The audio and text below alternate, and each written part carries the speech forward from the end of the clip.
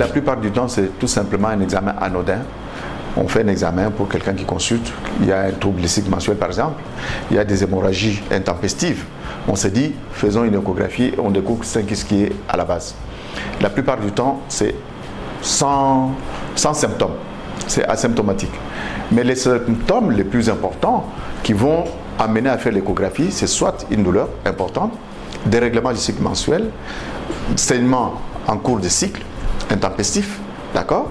Ou alors carrément, dans un autre cas, dans le cas qui nous concerne l'infertilité par exemple, on fait des examens systématiques pour voir un peu au début du cycle comment sont les ovaires que nous allons stimuler, que nous allons aider à procréer, comment est l'utérus. Là par exemple, c'est quelqu'un qui vient pour un problème d'infertilité, j'ai fait le diagnostic au deuxième jour du cycle et qu'est-ce que je trouve? Je trouve des kystes multiloculaires, plusieurs poches sur un même ovaire, avec dans chaque poche beaucoup de liquide. C'est-à-dire, cet ovaire qui avait plusieurs petites poches qui normalement vont croître au début du cycle en nous donnant une seule qui va dominer les autres et pondre un œuf, ici on va avoir plusieurs à cause d'une sécrétion hormonale exagérée qui va entraîner plusieurs petites poches comme ça qui vont perturber le cycle normal, perturber la sécrétion normale de la phase de croissance, la phase qui doit permettre d'arriver à la croissance d'un seul œuf.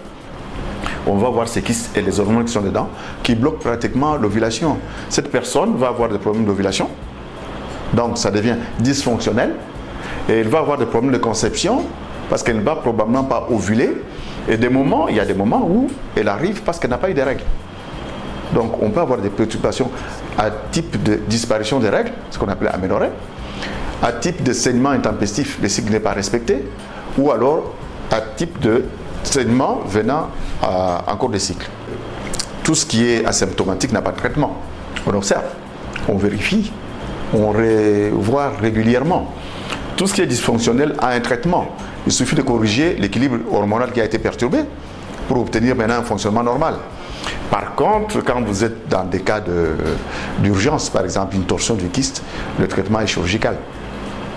Parfois, la taille aussi peut entraîner un traitement chirurgical. Parfois. Il faudrait au moins qu'on ait une masse non seulement importante en taille, au-delà de 11 cm, d'accord, et qui ne serait pas seulement liquidienne, mais qui aurait par exemple une autre composante organique. Donc si c'est une masse mixte,